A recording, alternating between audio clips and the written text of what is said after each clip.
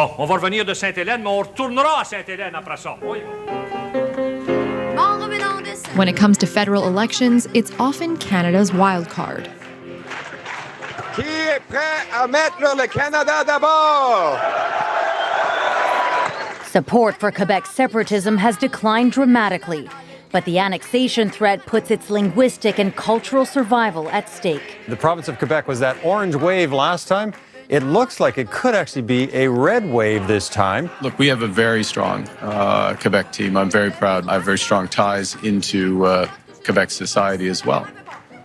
Of course, I'm not from Quebec. Not everyone is from Quebec. I'm come from Alberta. I'm born in the north, and my French is fine, but it's not perfect.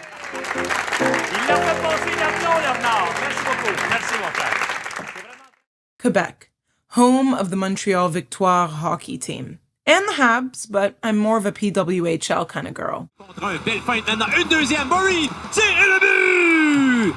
Quelle manœuvre de Abby Maureen! Cigarettes, stunning provincial parks, and a political landscape that could give you whiplash. It's also got 78 out of the 343 seats in the House of Commons, which means Quebec could very well decide the next election. Quebec has always been a battleground, but it's also a wild card. The province swings from the Bloc Québécois to the Liberals and even the NDP. And in this election, all four major party leaders have been all over the province in just the very first week of the campaign. Whatever political reality existed here before the Trump trade war, it's gone. In the topsy-turvy tariff world, all bets are off. What do Quebecers want? And could it decide our next government?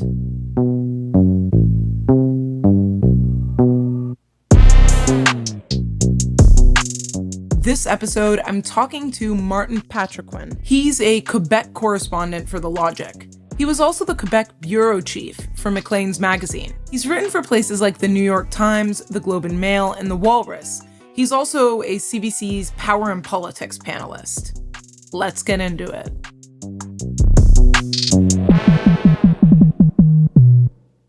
Martin, thanks for making the time.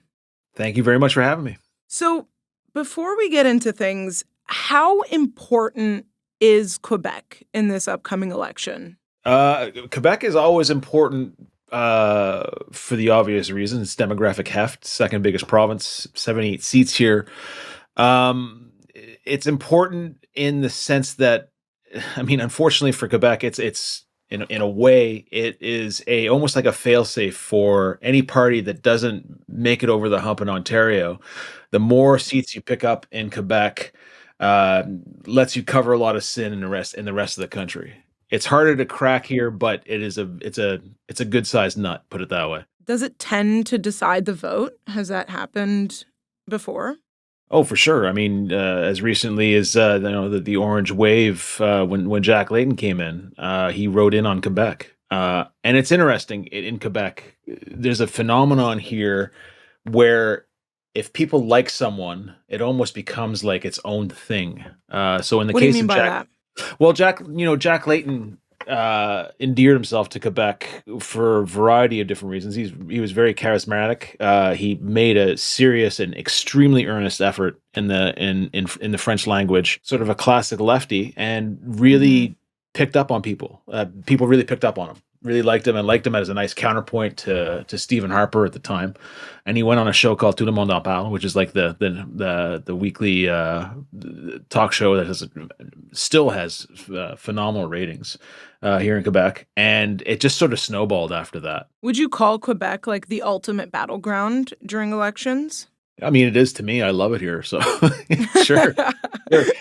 I don't want to say it's exotic. That's a bit patronizing, but it suffice to say that everything happens in a different language here, and the dynamics here are different, and it's harder to gain a foothold. Prime ministers have tried and failed. Yeah, the dynamics are very different. So we sent Aviva, one of the producers on the show, to the streets of Montreal to do a really scientific poll asking Quebecers how they feel about the upcoming election. It was really a representative sample. You know, the streets of Montreal tells you a lot about Quebec. So I'm in Verdun, which is in the riding of Villemort-La-Salle, where we had that by-election this summer where the Bloc came into power. And I'm just trying to figure out what the feeling is on the ground. It's about the relationship with the U.S. The position of Canada in the world. Climate. I guess housing and all that, really, and prices. Budget, the climate, everything. Le logement. Housing, immigration, employment. For me, it's housing and seniors. You know what? Bless Verdun's heart. I love Verdun. I live right next to Verdun, and it's a great area. Tell me what you think about all that. We heard a few issues. I think tariffs are on people's minds, but... Tariffs are on people's minds, and I think I would argue that that's the most acute. But I mean, fundamentally, did you hear any talk in there about Quebec's position in the Federation of Canada? No, you didn't. You're not going to, because you rarely do. It's really top of mind. A lot of those things were exactly the same thing as they are in the rest of the country. Yeah, I assume the conversation is changing a little bit to react to the Donald Trump tariffs and the trade war. Maybe talk to me a little bit about Quebec's relationship to the U.S. and why that would be so important to Quebec. I mean, fundamentally, with some of its biggest industries are completely tied to the United States. Aviva was in Montreal. Montreal's home of the aeronautics, third biggest aeronautics hub in the world. Those tariffs are uniquely designed to put a lot of pressure on that industry. That is an industry that is exactly what Donald Trump would like to have relocated to a suburb in Seattle, for example, to sort of say, why are we buying from the Canadians when we could be doing this ourselves? These are exactly the kind of the jobs we want to do. So the tariffs are specifically geared towards that. Another industry is aluminum. It's something in the order of between 50 and 55% of the aluminum that the United States uses comes from Canada, and 90% of that 55% is from Quebec. 9 of 10 smelters are here in Quebec. Fundamentally, too, if you look at tourism, Quebecers are en masse go to places like Florida. There is a huge tourism industry in Quebec. Surprisingly, some people might be surprised just given the language barrier. But also how beautiful Quebec is in and of itself. I know, but people like to get out of their own. The people like to get out of their own backyard, you know what I mean? Present company included. Oddly enough, I think that one of the beneficiaries of this trade stuff is going to be the tourist industry in New Brunswick, because New Brunswick is always trying to get the tourists that go to Maine during the summer to come to New Brunswick, because it's, they say it's closer, the water's warmer, and New Brunswick wants to have more money there. Doesn't this put the Bloc in kind of a strange position? Right now, they hold the majority of seats. They won back a lot of them over the past decade. But, with this trade war, 51st state stuff, it's putting them in a strange position. I saw an Angus Reid Institute poll that said that the number of Quebecers who say they have a deep emotional attachment, yes, deep, very important, to Canada grew from 30% in December of 2024 to 45% in February of 2025. It is the biggest increase in attachment of any province. Can you walk me through a little bit of that tension? The Canadian nationalism is up. The Quebec nationalism is down. I mean, look, the Donald Trump business has thrown everybody for a loop. The Conservatives were doing great before until they weren't. The Liberals were effectively an anti-pipeline, pro-immigration, pro-climate change party 4 months ago, and now they like pipelines. They want to dial back on the number of immigrants to Canada. And they're not so into the carbon tax anymore. They've effectively become the Conservative Party of 2011. It's flipped everybody upside down. A similar kind of thing is happening with the Bloc. The Bloc Québécois prior to this was the same Bloc Québécois fundamentally that for the reason that the party was formed in the 90s was simply to foment public opinion in Quebec for the cause of separation of Quebec sovereignty. And to do that, you sort of have a presence every single day in the House of Commons, and you use it to go basically say, look how different we are from the rest of the country. Puis évidemment, on fait tout ça en français, comme il devrait. And but basically, to sort of show, look, Canada is not our place. This is a foreign land, and we should be divorced from it. Francois Blanchet, the leader, he's a very, very good politician, but it goes beyond the leadership of the party. It goes to the existentialism of it, right? He speaks great French, but he doesn't believe in the project of Canada. What's his campaign slogan again? Choisissons le Québec. I mean, that's bog standard what they've been running on since forever. You know, and it's put him in really in a weird kind of like he's like playing a game of Twister all of a sudden, because on the first day of the campaign, you had him come out and say, we need a Buy Canada Act. And the first thing I'm going to do, I'm going to introduce a private member's bill when Parliament gets back that basically compels people in Canada, including Quebec, to buy from each other for obvious reasons. In one of those campaign videos, he came out and said, we need to be allies with Mexico and Canada. so he's like, it's almost like he wants to put a pause on everything and say, like, actually, you know what? We gotta be with Canada on this one. And it's the first time in the party's existence where they've had to do that. It's fascinating. You know, we talked to some folks again on the ground, and I think there was definitely the sense that the needs of Canada overruled or trumped the needs of Quebec in this moment? When I was considering going away from the Liberals, I thought about the Bloc, but then I thought I looked at what they were considering, and I was just not impressed with their priority. It's sort of a nonsense to think that the Bloc could have anything to do with a federal election. I find that very, very strange. I'm probably leaning towards the Bloc, but I'm also looking at the Conservatives who are more for Canada, not just for Quebec. The Bloc really needs to get their story out on how all of that fits together. I voted for the Bloc in the last elections, but I know it's not a party that's going to go negotiate with Trump. You know, I'm the Bloc. I'm not really sure. They're not really elected in the rest of Canada. They're just there to speak for us. Bloc? No. So you're not a fan? No. Talk to me a little about what you heard. Like, how do you make sense of that? There was one person in there that sort of said it was like the Bloc is effectively saying the Bloc, this campaign is a variation on a theme. It goes to that campaign slogan that hasn't changed. That campaign slogan could have been used in the last election or the election before that. Speaks nothing to the priorities right now. By the same token, if you look at what the Bloc says in a lot of its platform, it's exactly the same stuff that they've been talking about forever. That is to say, the Quebec exception. We are environmentalists. We are secular. The rest of the country is oil-soaked and or run by conservative Christians or whatever the fuck it is. The assumptions about the rest of the country. That's not working. It's not going to work in this. It's not going to work in this context. So let's talk about Mark Carney, Liberal leader Mark Carney, Prime Minister. We got some mixed reviews on him in Quebec. Carney all the way. He's great, and he loves the Lord. Does he? I don't know. I just think that he's a blessing.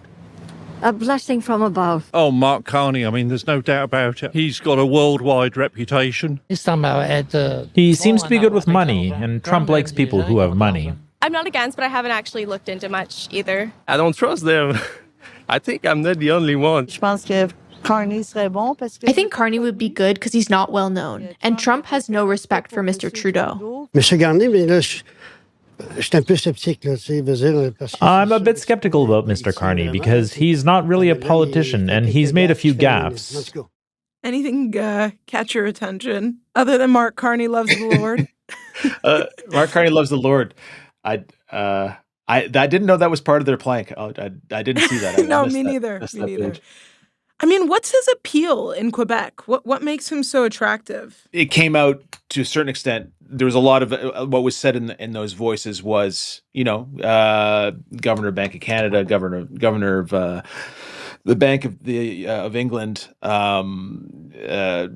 very big money manager, money guy. good at that kind of stuff. You know, boilerplate stuff that a lot of people were saying about Donald Trump the first time he was elected, right? Like, he's not a politician. What was unspoken in a lot of that, I think, in there was that he's not Justin Trudeau. Okay, tell me about that. Quebec isn't all that much different from the rest of the country. We just happen to speak a different language. There's Trudeau fatigue here, a massive amount of Trudeau fatigue. That Trudeau was either ignorant of or just chose to ignore or what have you, but he stayed too long, and that is a feeling throughout here in Quebec. Look at Mark Carney; he's a button-down, economically right of center, socially probably left of center, white guy who doesn't make a ton of noise. If Jack Layton was riding an orange wave, maybe Mark Carney is riding the gray wave. Maybe that's exactly what people want. Is his French good enough, though? No, his French isn't all that good. But is it good enough? I think so. This is one of the lovely things about this province is that if you make an effort in the language, you will be rewarded infinitely. The line I always use is that you're going to need to be good enough to be understood, but bad enough to be pitied. Mark Carney fits very well inside of that. There was Simon Jean-Lé Barrette, who is a minister in the provincial government in the CAQ, had some criticism of Mark Carney's French after the Liberal debate, and it came off so incredibly tone deaf because he was basically making fun of Carney's French, and it's just something you don't do here. And I've been with people before who have the bog standard sort of like Ontario French, and if you go out and make that effort, the sky opens up, and that's sort of exactly what Mark Carney's doing right now. I don't think he's going to suffer particularly for his lack of chops in the French language. How did people react after the misidentification of the Polytechnique massacre and the Concordia, yeah. Yeah, calling it Concordia. Calling it Concordia, mixing up his massacres. Natalie Pronovo à Montreal. Natalie Pronovo, who out of the tragedy of the shootings. Is it beyond the French? Is it like, does he get Quebec culture? Well, that's a very good point. Is that I don't think the screw up on Polytechnique had anything to do with French. It just sort of spoke to his general ignorance of the province, and that's to be understood. He hasn't experienced the province, but that the Polytechnique is engraved into memory, collective memory here. I remember where I was. My sister remembered where she was. My friends all remember exactly where they was at the moment that they heard that, and I can tell you with clarity. Like, I can tell you what I was wearing. I can remember who I talked to right away. This is something that you have to get right. And it's not to say it's inexcusable politically, but it's something that, particularly when you're introducing, one of your own candidates, it was rank amateurism. And it sort of underscores the point that, this is Mark Carney's to lose, and which goes to show that, yes, the Liberals are doing much better than they were under Trudeau, but he could still lose it. By repeating things like this. Do you think the TVA appearance is a big deal? Like, I just want to note that this isn't the official French language debate. This is something else entirely. But do you think that is important to Quebecers? It's already. I don't think so. I didn't think it was going to be. And the news cycle has proven me right. It's gone. It's finished. There's no further complaints from it. I'm curious if you saw Mark Carney's defensiveness when all his Quebec culture stuff came up. Look, we have a very strong Quebec team. I'm very proud. We have 6 of our ministers, and I won't list them all, senior ministers of a cabinet of 23. So more than a quarter of the ministers are from Quebec. Within the 150 members of our team, very senior Quebec representation. I have very strong ties into Quebec society as well. Of course, I'm not from Quebec. Not everyone is from Quebec. I'm come from Alberta. I'm born in the north, and my French is fine, but it's not perfect. Curious if you had any thoughts on how he's been reacting to the criticism. No, I haven't seen that clip, but it reminds me of Mitt Romney in 2012, that the binders full of women. No, I know women's rights. I got binders full of women. Yeah. I went to a number of women's groups and said, "Can you help us find folks?" And they brought us whole binders full of women. Not to harp on the point, but I think that if this was any other election, that might actually damage him. But again, we're facing outwards this election. There's no navel gazing whatsoever. It's like, we got to deal with this guy down south. Who's best positioned to do that? Is it Pierre Poilievre or is it Mark Carney? Those are the two options. Let's talk about Pierre Poilievre a little bit. We haven't touched on him yet. We spoke to some people who weren't feeling the Conservatives in Quebec, but there were, again, just like a few exceptions. I'm very concerned about having another far-right leader like the Conservative. Policies and his ideas, and he's so conservative, not my cup of tea. I'm just trying to vote to make sure that there's the least amount of Conservative representation as possible. Les conservateurs, ils me font peur un peu, je vais te dire. I'm a bit scared of the Conservatives. I find they remind me a lot of Trump's regime. I'd probably try Pierre Poilievre, just for a change. I generally steer away from Conservative, but I've never not looked at their policies. He seems to me to be a religious relic.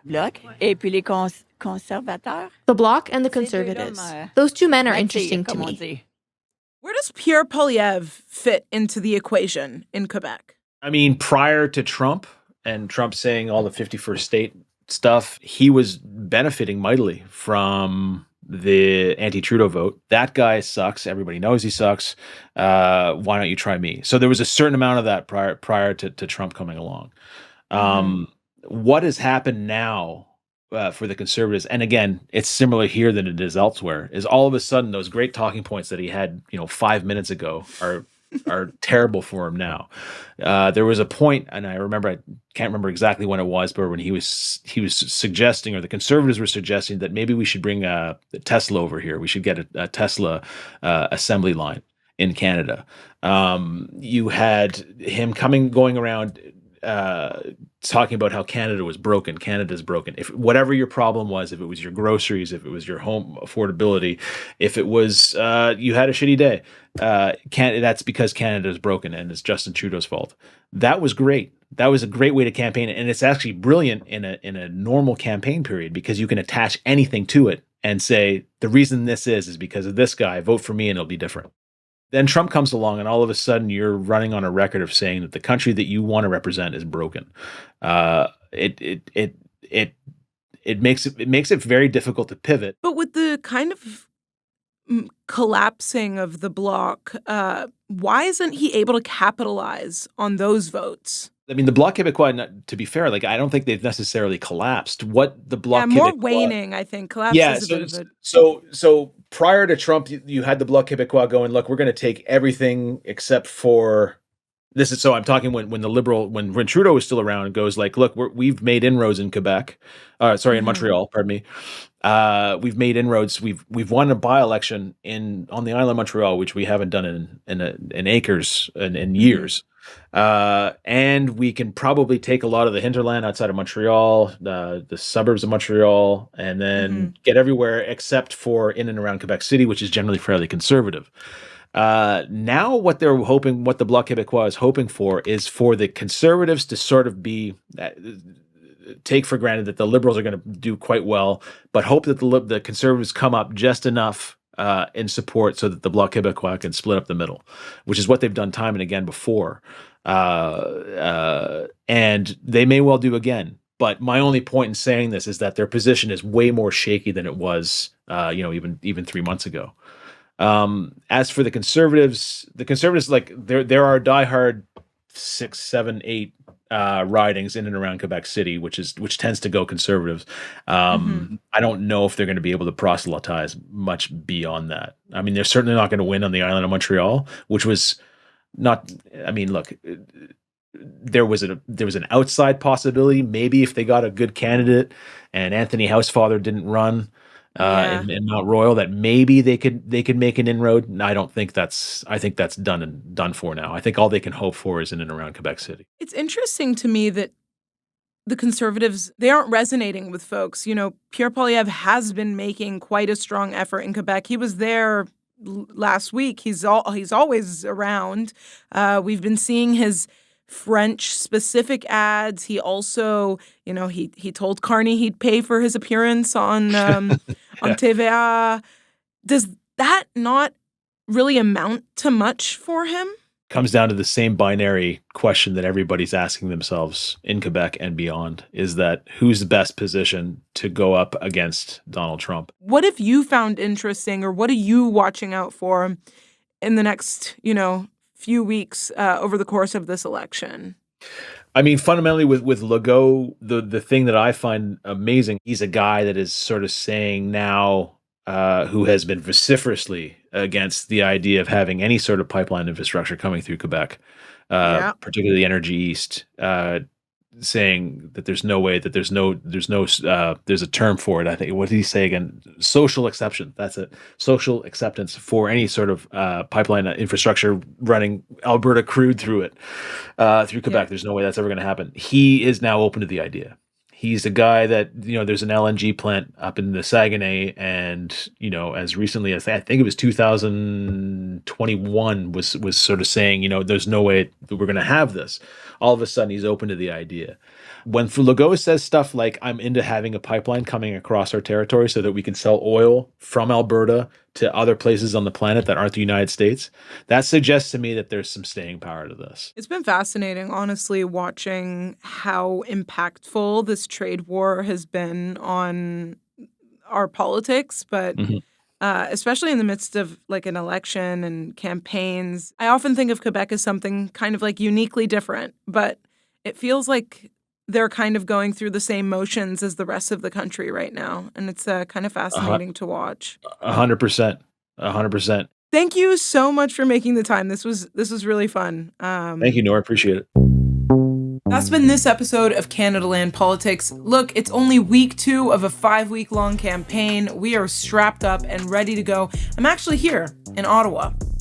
It's somewhere in the background there. If you like this episode, leave us a like, a comment, a subscribe, and you can also hit the bell, which tells you when we upload things, which is fairly often these days. If you have any Ottawa recommendations, let me know. It's a pretty quiet, boring city for one that has an election ongoing. If you want to support the show, you can go to Canadaland.com/join. We'd appreciate your support. And now, let me show you how nasty it is in Ottawa. I'm not used to it. I live in Toronto, and it's not like this where I'm from. Look at that, folks. It's gray.